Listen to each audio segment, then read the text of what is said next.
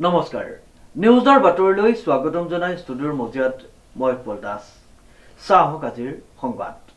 যোৰহাট ঢেকৰগড়াৰ গায়ন ঘৰফলীয়া প্ৰাথমিক বিদ্যালয়ত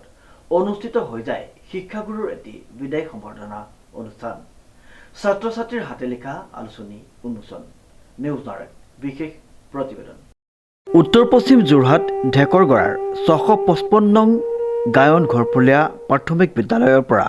অৱসৰ গ্ৰহণ কৰা সহকাৰী শিক্ষক পৰাগ শৰ্মাক জনোৱা হয় এটি বিদায় সম্বৰ্ধনা উক্ত উদ্দেশ্যেৰে বিদ্যালয়ৰ প্ৰাংগণত অৱসৰপ্ৰাপ্ত প্ৰধান শিক্ষক ৰামেশ্বৰ গায়নৰ সঞ্চালনাত অনুষ্ঠিত হোৱা অনুষ্ঠানটিত সদ্য বিদায়ী শিক্ষকগৰাকীক বিদ্যালয় কৰ্তৃপক্ষই ফুলাম গামোচা চেলেং চাদৰ সম্বৰ্ধনা পত্ৰ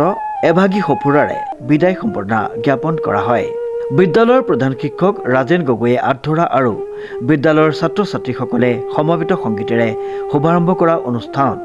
বিদায়ী শিক্ষকগৰাকীক স্থানীয় ৰাইজ ছাত্ৰ ছাত্ৰী অভিভাৱকসকলেও ব্যক্তিগতভাৱে বিদায় সম্বৰ্ধনা জ্ঞাপন কৰে ইফালে এই বিদায় সম্বৰ্ধনা অনুষ্ঠানৰ লগত সংগতি ৰাখি বিদ্যালয়ৰ ছাত্ৰ ছাত্ৰীসকলে প্ৰকাশ কৰি উলিওৱা হাতে লিখা আলোচনী উন্মোচন কৰা হয় আলোচনীখনি উন্মোচন কৰে উত্তৰ পশ্চিম শিক্ষা খণ্ডৰ খণ্ড প্ৰাথমিক শিক্ষা বিষয়া সিদ্ধাৰ্থ কুমুদ গগৈয়ে উক্ত অনুষ্ঠানত চি আৰু চি জিংকু বৰা গাঁও প্ৰধান অজিত দুৱাৰা জ্যেষ্ঠ ব্যক্তি ব্ৰজেন গায়ন সমাজকৰ্মী ৰন্তু গায়ন সত্যজিৎ হাজৰিকাৰ লগতে বিদ্যালয়ৰ শিক্ষক শিক্ষয়িত্ৰী অভিভাৱক মাতৃগোট আৰু স্থানীয় ৰাইজ উপস্থিত আছিল সময়মতে স্কুললৈ নাহে বা অলপ গুৰুখান নমনা টিচাৰো আছে কিন্তু সময় এটা সদায় উপযোগ আছিল তেওঁ সদায় সোনকালে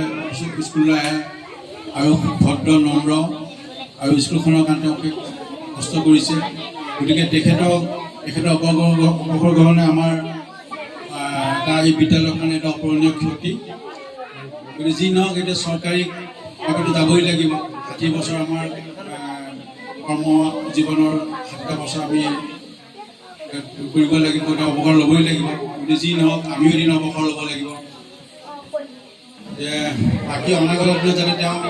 আমাৰ বিদ্যালয়ৰ হৈ কাম কৰি থাকে ৰাজহুৱা সকলো বিষয়ত তেওঁ জড়িত হৈ থাকি যাতে আমাৰ সমাজৰ কিছু উপকাৰ সাধন কৰে তাৰ কামনা কৰিছোঁ যোৰহাটৰ পৰা প্ৰশান্ত গায়নৰ এক বিশেষ প্ৰতিবেদন নিউজ নাও